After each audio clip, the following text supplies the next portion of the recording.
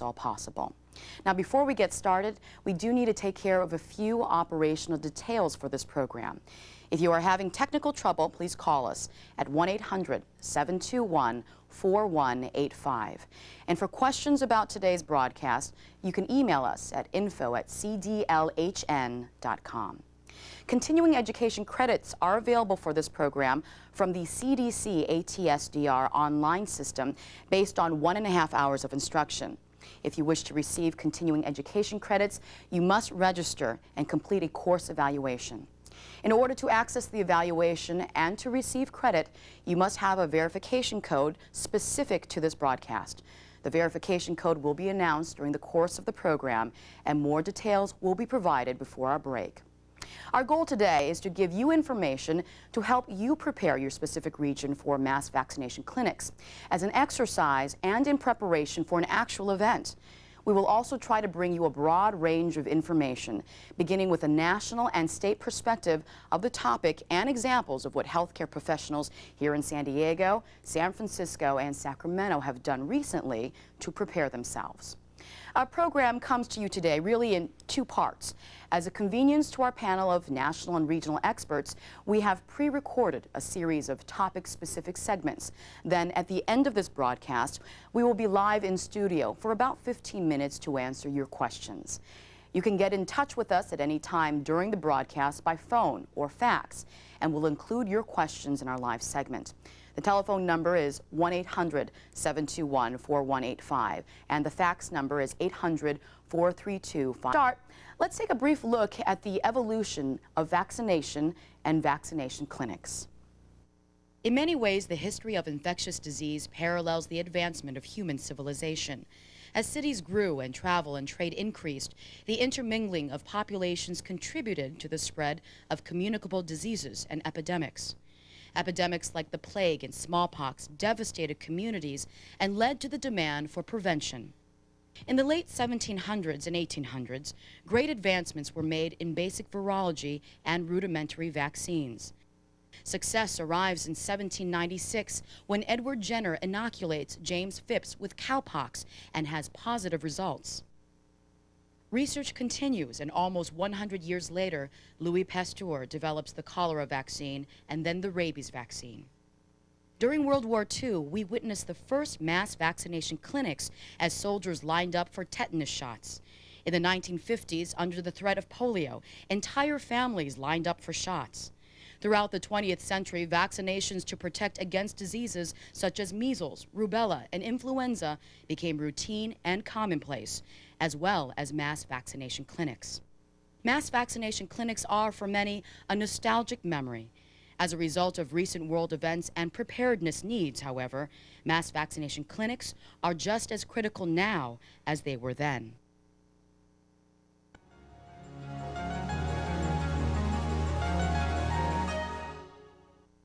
Most adults have memories of standing in line for shots at school clinics or polio Sundays.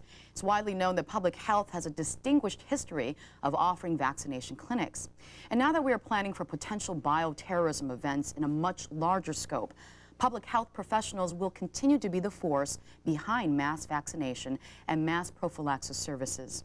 In this segment, panelists will discuss planning from a national and state perspective. Joining me now are Dr. Pascal Wertley and Dr. Howard Backer. Dr. Pascal Wertley is with the Health Services Research and Evaluation Branch at CDC. And Dr. Howard Backer is the acting chief of the California Department of Health Services Immunization Branch. He is also the state lead for smallpox planning in California. Dr. Backer and Dr. Wertley, thank you so much for joining us. Let's go ahead and jump right into the issue. Talk to us about what is mass vaccination and what is the urgency for public health professionals to be discussing this topic. Yeah, so Leanne, what we're talking about in this segment is large-scale vaccination or distribution of biologicals such as antibiotics in a very short time frame to control an outbreak of infectious disease. The vaccination is not a new role for public health, but the twin threats of bioterrorism and emerging infectious diseases have lent a new urgency to our planning and our need for response capacity. Planning for major communicable disease outbreaks goes beyond intentional events like smallpox or a release of anthrax. There are numerous recent examples of naturally occurring emerging infectious diseases that require the same kind of response capacity. Clarify for us the roles and responsibilities between the local health departments, the state health departments, and say the CDC. Okay, well, I'll start at the national level. CDC and other agencies at the federal level will be responsible for setting policy, for making recommendations, for putting out guidelines, and for distributing vaccine to states. Now, at the state level, there will be many similar activities. The states will be setting policy within their own states. States will be coordinating and integrating activities across the state, providing education, technical assistance, monitoring vaccine adverse events, distributing vaccine. But in terms of planning the nuts and bolts of these clinics that we're talking about here today, that needs to happen at the local level, because it's really the local planners that are in the very best position to be able to do this. They're the ones who know their community, they know the layout of the community, they know who the leaders are and who can get things moving, they know how to make the relationships happen that must happen in order to be able to pull something like this off. So really, you know, the important thing is in terms of getting these clinics going, the rubber meets the road at the local level. And that's where Dr. Vacc comes in. Right, but it's also important to emphasize the concept of mutual aid, which occurs at each level in government. So as soon as the local jurisdiction runs out of resources, they go to in California at least, they go to the regional level, then they go to the state level, and then we go to the federal level. So we will all be assisting each other actually in the nuts and bolts of vaccination, setting up clinics and making the decisions. But it's true that in terms of the planning, it has to happen at the local level. And Dr. Wortley, there is this national urgency to discuss this topic because of a federal mandate through Homeland Security, correct? There is, and states have been receiving funding for bioterrorism planning for several years now. And as far as mass vaccination and distribution of antibiotics or whatever prophylaxis goes, it's important to keep in mind that as although states have been focusing on smallpox planning for the last year and a half or so, the same types of approaches will be used in any type of mass vaccination.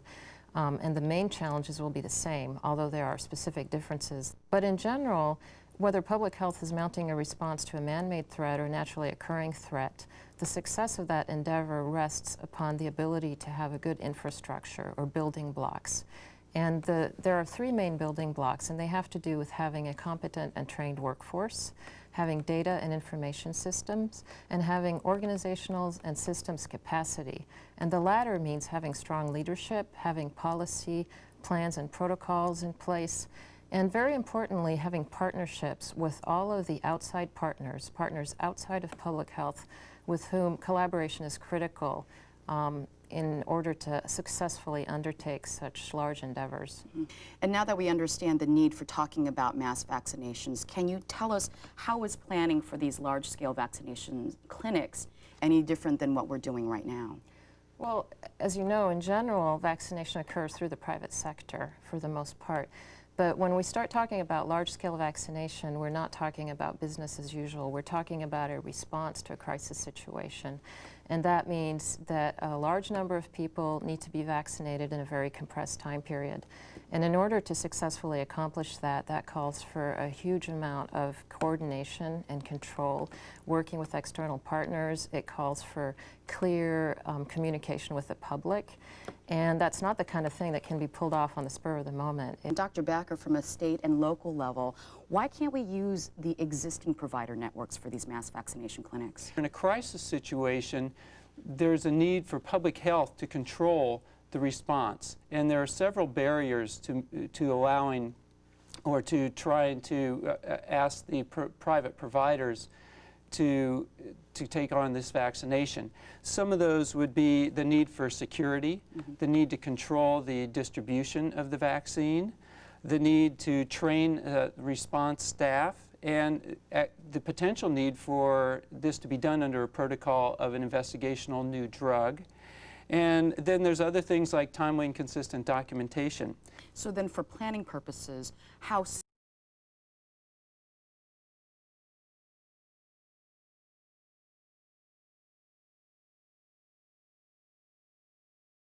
Similar are large-scale vaccination interventions between, say, smallpox and pandemic influenza? Well, I'll let Pascal start with that.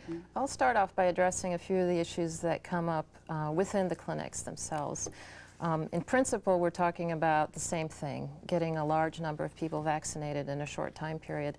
But there are some important differences between smallpox vaccination and influenza vaccination. One of them is that because the smallpox vaccine carries a greater risk of adverse events, there are more important needs in terms of screening and consent that are minimized for influenza vaccine because people are familiar with it and the risk of adverse outcomes is much smaller in comparison. In addition, in a smallpox vaccination clinic, there's a need to identify those people who are contacts of cases or people who are ill potentially, so there's a triage function that wouldn't exist in an influenza clinic. There's also differences in staffing requirements because there's a greater need for physicians in a smallpox clinic, and also because of those greater administrative needs having to do with screening and consent, in general there's a need for more stations through which patients will move and more people to staff them.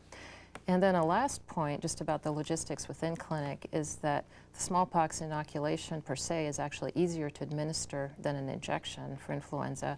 There's no need to refill syringes, which is actually a pretty labor-intensive activity when you think about the number of people streaming through a clinic, and there's no concern about accidental needle sticks. For staffing, I think you have to start with your public health department, but don't just limit yourself to immunization staff or even communicable disease staff. Poll the entire department and survey them and find out what their skills are so that when the time comes you know who you can put into the various positions and what roles they can play. Because in a crisis of this nature, any available and capable staff will be redirected to this effort. So it won't be enough for them to say that's not my job. They won't have that option. And then local health departments should all look at instituting Medical Reserve Corps and Citizens Reserve Corps teams. These are funded by federal grants and require community partnerships. But they're a unique resource and a way to involve other members of the community in your response. And there are a lot of people who do not want to sit on their couch and watch it on TV. They want to get involved. Many health professionals have heard about this 10-day time frame, but could you talk to us about the origin of it? I believe the federal government set that time frame.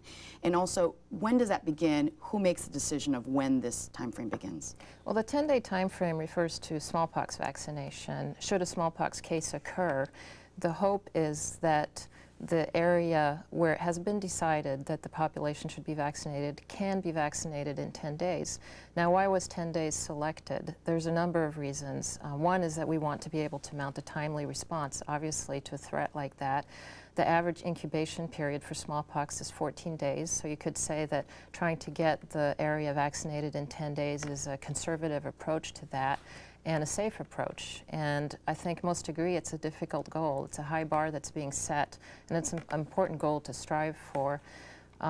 So there's the epidemiologic reason. There's the fact that we need to be able to respond in a timely manner in relation to that.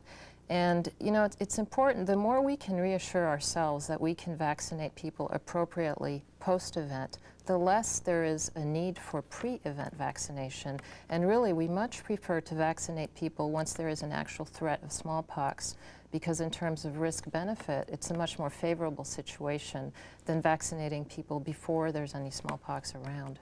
Now, preparedness is the focus here in terms of mass vaccination clinics, and part of the planning of preparing for public health professionals is these exercises. Can you talk about the importance and the role of these exercises? Yeah, exercises are critical, and we'll be hearing a lot more about these later, but I think it's important to think about a couple of direct benefits from exercises. I mean, one is on a very concrete level, is that if you conduct a clinic exercise, you get a good sense of whether things flow as you had thought they would, and you can work out kinks in the system and figure out how to use your staff optimally, et cetera. Another benefit, which is a little less concrete, but is that ideally an exercise would be developed in collaboration with those partners that will need to be involved in the real thing. And those include partners in the healthcare system, police for security issues, for example. And those may be partnerships that don't exist already, and by developing the exercise, it really helps promote this collaboration that needs to occur. Just important to keep in the back of your mind that a planned exercise doesn't fully simulate a real situation. And specifically, as I was talking about security needs before, an exercise can't necessarily tell you how much security you might need. That's just something to keep in mind. Okay.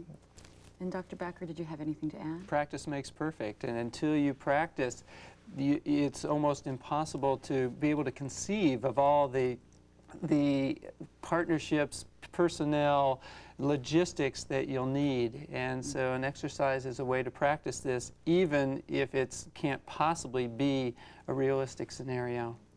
Okay. Some very good information that you shared with us. Thank you so much for your expertise. Dr. Pascal Wertley from the CDC and Dr. Howard Backer from the California Department of Health. Thank you so much for joining us today. Thank you, Leanne. And we'll be right back. Dr. John Brown, the medical director of San Francisco's Department of Public Health, says, in a disaster, you don't rise to the situation, you sink to the level of your training. Last summer, San Francisco's Department of Public Health facilitated a smallpox vaccination exercise. Let's all learn from their ambitious project. Here now is Miss Amy Pine. She is the Immunization Program Coordinator for the City and County of San Francisco. She served in the Peace Corps from 1990 to 1992 in Mali, West Africa. Amy, thank you so much for joining us. Thank you. Now, this large-scale smallpox drill last year in June. Can you talk to us a little bit about what happened and why you held that exercise? Well, it was basically to test our assumptions about what we thought was necessary in terms of clinic flow, staffing, supplies, to move a lot of people through a clinic quickly, which is part of our overall plan in San Francisco. And you said a lot of people. In this case, in your exercise, how many people did you have involved? Well, our goal was to move at least 312 people through an hour. We needed about 200 staff people to make this happen, and the drill wouldn't have been worth much if we couldn't have gotten at least 700 volunteers to come to the exercise. We were lucky, and then we got 1,350 people to come. Wow, almost double the number that you had wanted. How in the world did you get 200 staff members together and fully trained for this exercise, and then deal with these 1,300 volunteers? We marketed the event in advance, far in advance, to our Department of Public Health employees. Everyone that worked at the drill was employed by the Department of Public Health in San Francisco. And it was put out in voicemails throughout the health department, in emails, in managerial meetings, that this event is going on. Please dedicate your day to working at this event. To get the volunteer patients, that was even more of a challenge because we had to put it out into the community. We developed flyers that were in English, Spanish, Russian, Chinese. On all of our marketing materials, we said that we wanted the people coming to the drill to be representative of the diverse population in San Francisco, so we welcomed families, the elderly, children, people with disabilities, people who do not speak English as their first language or at all. And we did a lot of community canvassing. We attended community meetings. We put ads in non-English papers. We put PSAs on the radio stations, and we sent out just about every communication that we could think of to get people to come to our drill. In terms of the exercise itself, based on what had happened, do you think that you had enough time to fully plan it? Were you actually prepared for it, and what were some of the lessons that you learned? We actually had 61 working days to plan the whole thing. Wow. But in retrospect, I think it's probably good that our timeline was so short, because in a real emergency, A, you'd have less time than that, and B, it didn't really allow us any time to dilly-dally at the health department. We knew that we had this drill coming out. We knew that it was going to happen on June 17th. We made it a reality. We did learn a lot about training. The training that took place for the drill, the exercise was divided into 17 different areas. Wow. And each area had a leader assigned to that area. We knew in advance who the leaders would be, so we invited them to a 2-hour training the day before the event to just give them an overview of everything that would be taking place in the drill overall, as well as in their area, and told them that they would be responsible for training everyone who would be working in their area the next day. The next day, the day of the drill, the area leaders basically had 45 minutes to train everyone who would be working.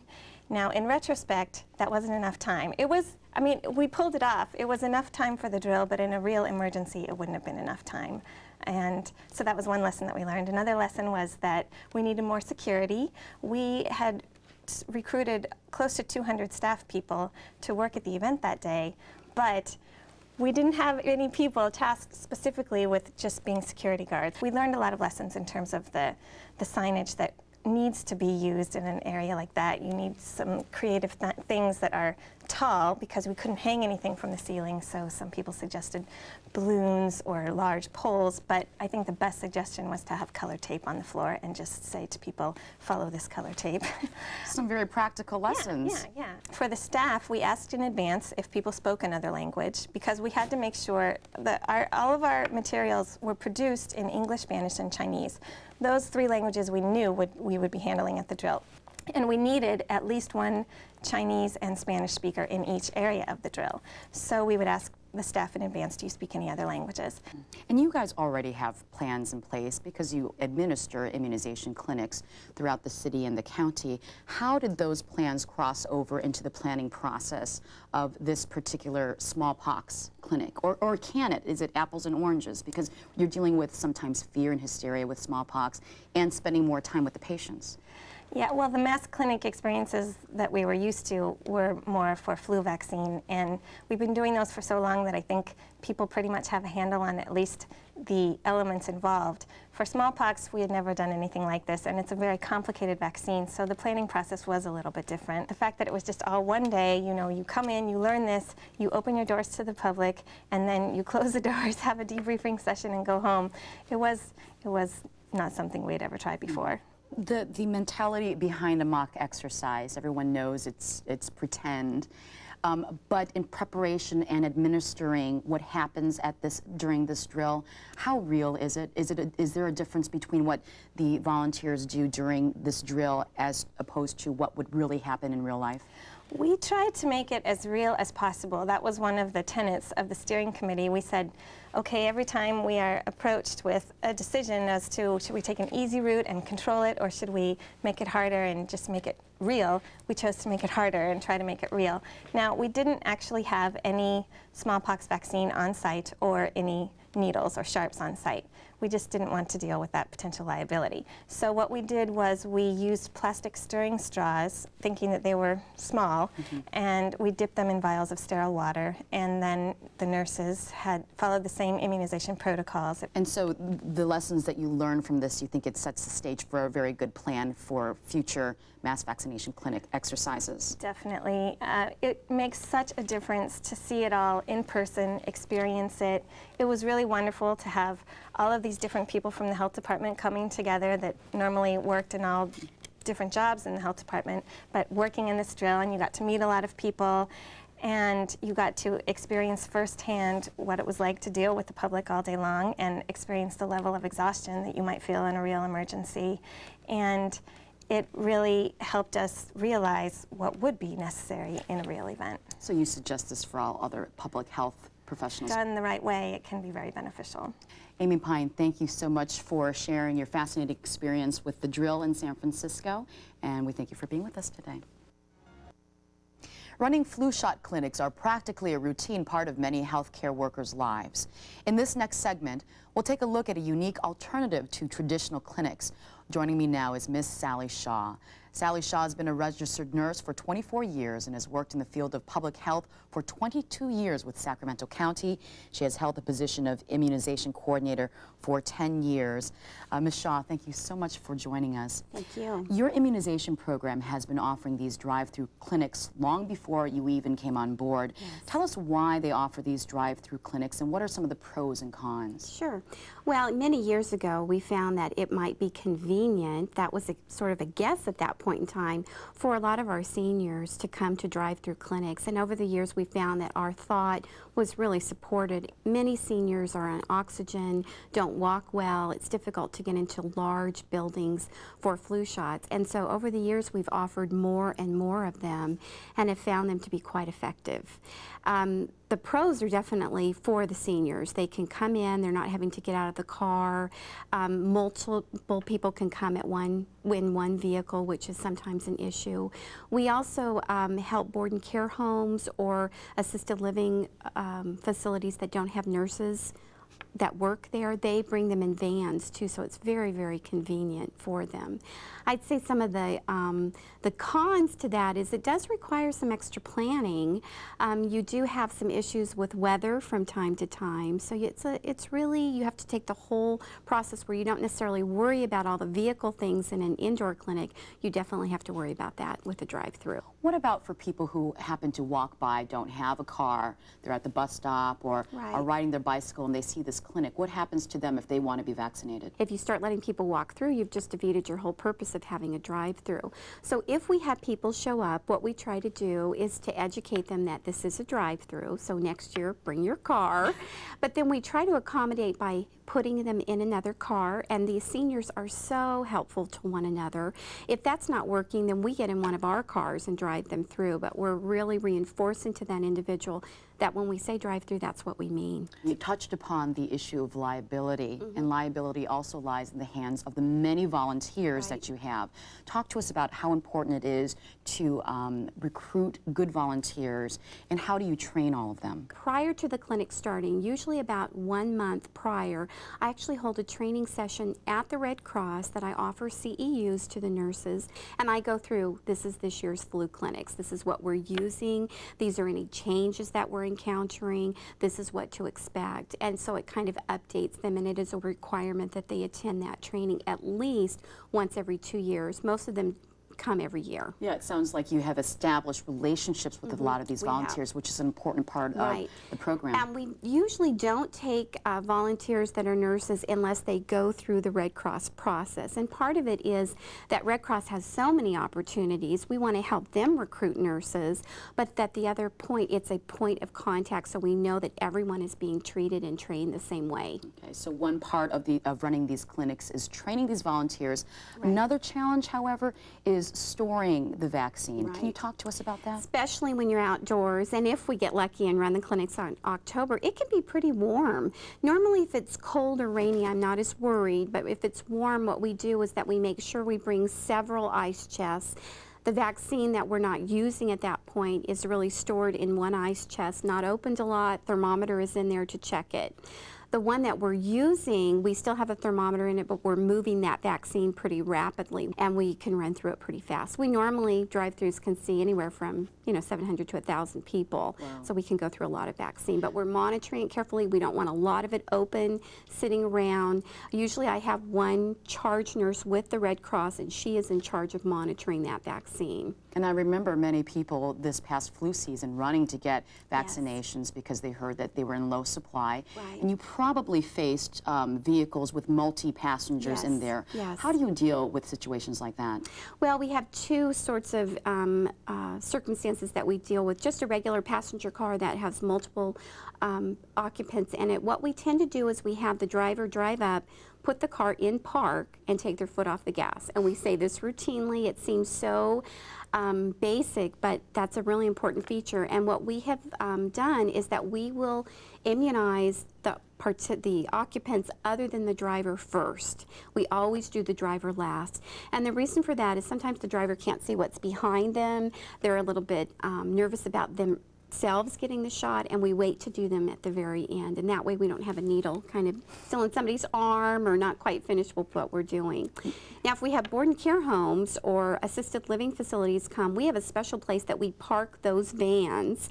We don't bring the people off at all. The nurses work in teams where they're going on board. One nurse is giving, the other is holding the supplies in the contaminated waste container, and you're kind of working together with that. And it seems to work very well. And that allows the cars to go through faster. Right. Okay. Right. Up until this point, we've been talking about vaccinations for influenza, Right. but part of the national discussion in mass vaccination clinics is also about smallpox. Right. Can you talk to us about the difference between running a flu clinic versus a smallpox Right. clinic? I think it might be very challenging to run drive-through clinics. I'm not saying that you couldn't do it, but you definitely would have to keep that in mind. You wouldn't necessarily be serving one segment of the population like we do with flu with seniors. You would be serving, you know, a wide variety of ages. People may be scrambling to get the vaccine. So I'm not sure that drive-thrus could make it. I could see there'd be portions of it that might work, but the overall operation of a smallpox clinic might be best to leave inside. And why I say that is that there is some definite history taking that you're going to need to do with that patient, much more so than with influenza, to make sure that they are well, that they are the right candidate for smallpox vaccine. That's going to take some time. Okay, during these clinics, you have all these volunteers, and we saw them wearing the orange vests. Right. How do you identify staff at these clinics? Right. If you are online, meaning if you're not in one of the RVs that we have where we fill the vaccine, you must have an orange vest on. Part of that is to identify the staff member, and part of it is for safety, so people coming can see an orange vest. They're used to seeing road workers with orange vests on. So we really, and myself included, we all have to have those vests off if we're online. Tell us, finally, over the last 10 years that you've been serving as immunization coordinator, what are some of the valuable lessons that you have learned that you can share with everyone else? I think one of the big things is that you have to be flexible. That was a challenge. You know, you work for months and months and months. It's almost like planning a wedding in a way, except you've got 25 or 30 of them to go through day after day. But I think the big thing that you have to know is to be flexible and have a backup plan, and to know to make sure that your message is very consistent. Stick with the same message. Don't make it too complicated for the public. Well, Sally Shaw, you do some incredible work as the immunization coordinator of Sacramento County. Thank you so much for sharing your expertise and just joining us today. It was a pleasure. Thank you. All right, thank you. In this segment, our panelists will discuss the importance of communications. Joining us again are Miss Amy Pine, Miss Sally Shaw, and Miss Sandy Ross. And I'd like to introduce Miss Leslie Ridgway.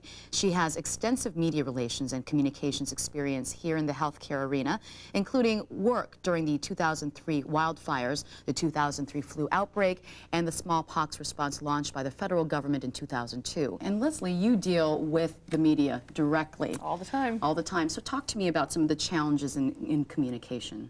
Well, for this particular drill, what we had to do was try to get this done in a certain period of time, and we had some concerns too about what to do to make the story interesting, to get people to show up and volunteer to roll up their sleeves and get a shot. But what really worked was the news media showing up to the event and broadcasting live from the event.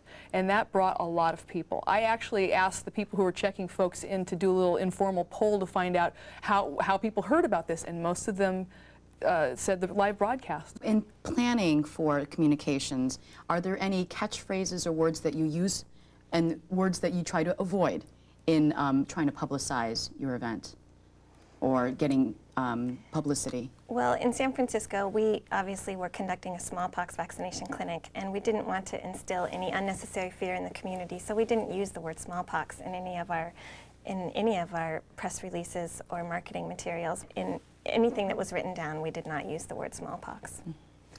One of the strategies that I think worked well in our community was to ask the community to partner with us. We were asking people to help the county to do this drill, because doing this drill was going to help us learn better how to protect the community, and tried to have the community be a partner in that.